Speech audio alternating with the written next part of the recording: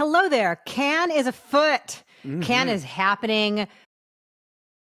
People are crying and getting ovations, all the stuff that happens, all the theatrics that happen on the Croisette. If you have not subscribed yet, we'd love it if you would come and hang out with us. We do news at least once a week, sometimes twice. Sometimes there's so much news. We got to do all the news.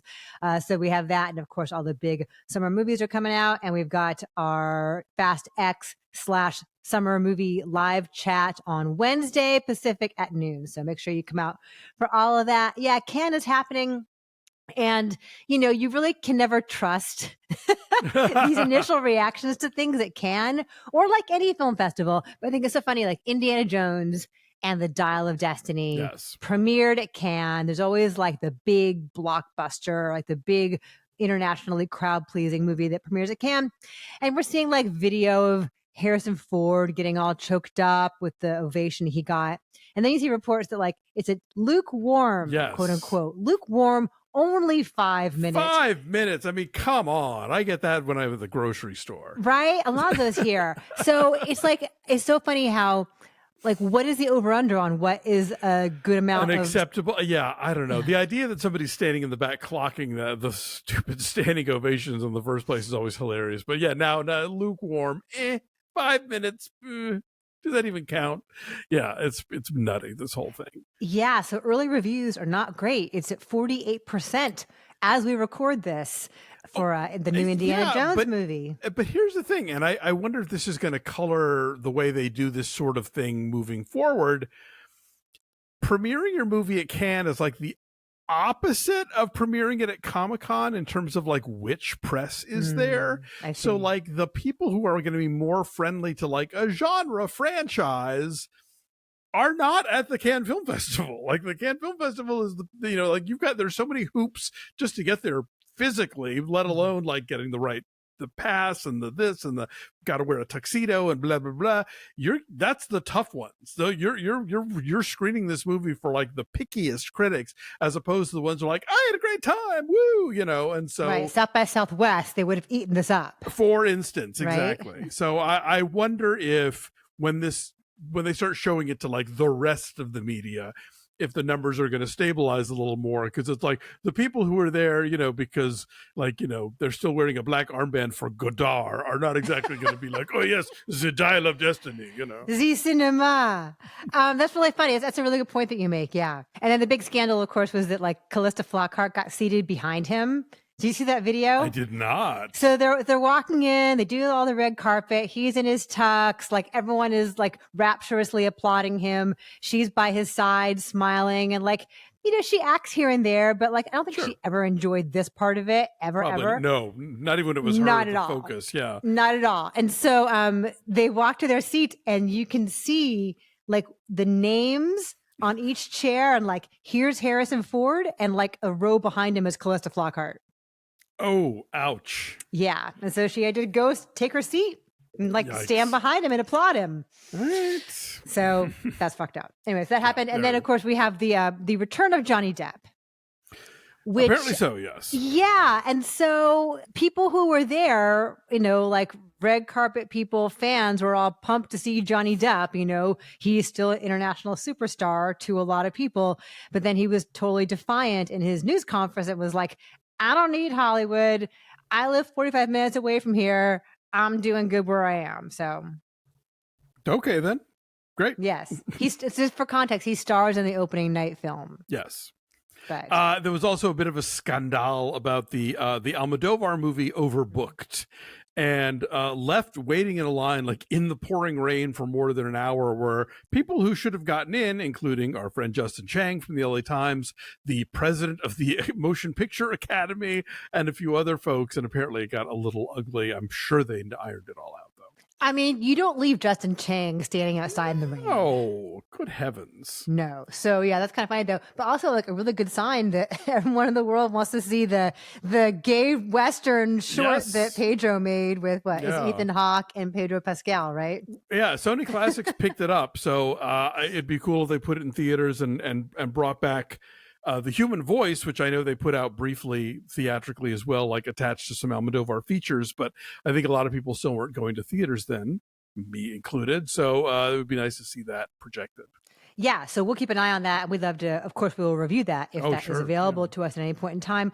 The Writers Guild strike continued. Mm-hmm. The daytime Emmys have been postponed. They were supposed to have been on June 16th, and that is now happening. We are in our third week now. I believe so, yes. And various bands are going and playing for the picketing writers, like Weezer went and performed. So I drove by CBS today and saw that they were picketing on the La Brea side and the Beverly side.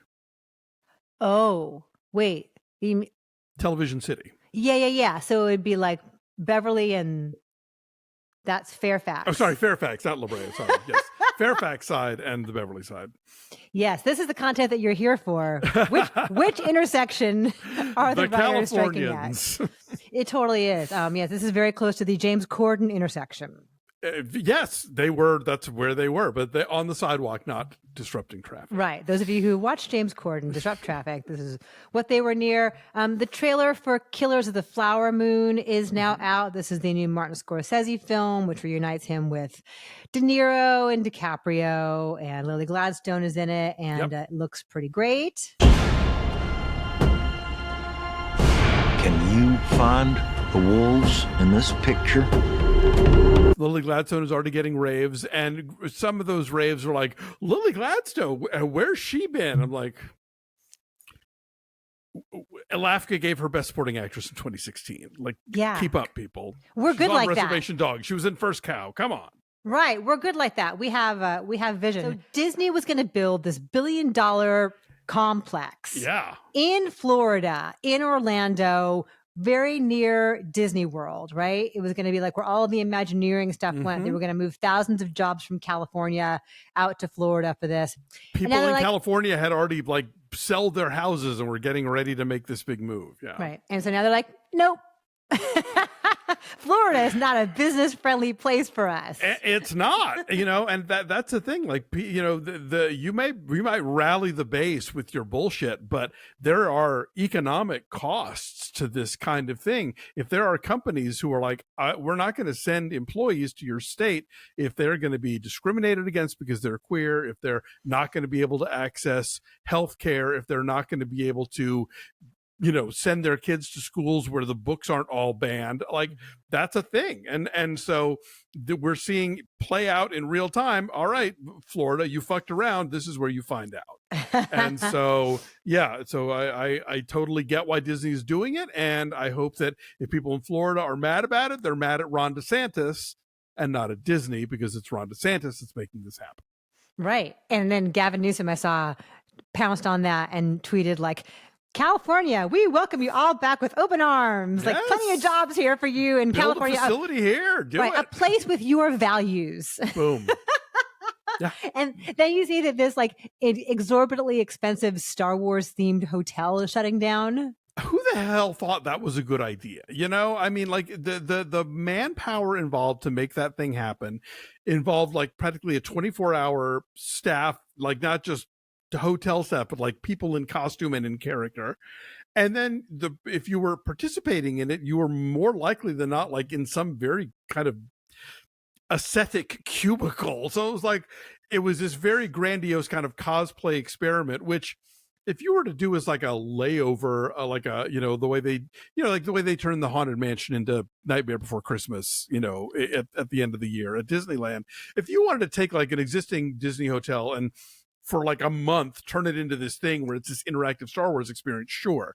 But at these prices and as a constant ongoing thing, I think it was just insane. Yeah, it's like a 2-day thing. It was called the Galactic Starcruiser Hotel. Yes. It was near Disney World. It is closing later on this year, like in the next couple of months. It just opened like a year ago, a little over a year ago. And for a family of 4 for a weekend, it's like $6,000. Like it costs more to go and stay at this place where you're like crammed into little spaces than it would for all of them to go and do Disney World, for a lot longer. And so I guess there's a ton of food, but the reviews were kind of negative. Like you're looking at your phone the whole time because you're being led through these experiences. Like there are lightsaber lessons and like it's a whole adventure that you're part of, like a whole Star Wars storyline that you're a part of. Yeah. And if you want to look, if they want to do Star Wars summer camp, I'm sure they could fill it up.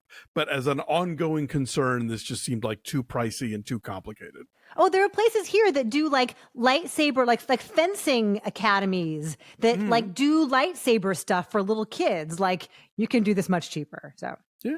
we didn't get to go, Alonso. I'm just bitter. I wanted to dress up. There like is Leia. that. That's what we're really mad about. Yes.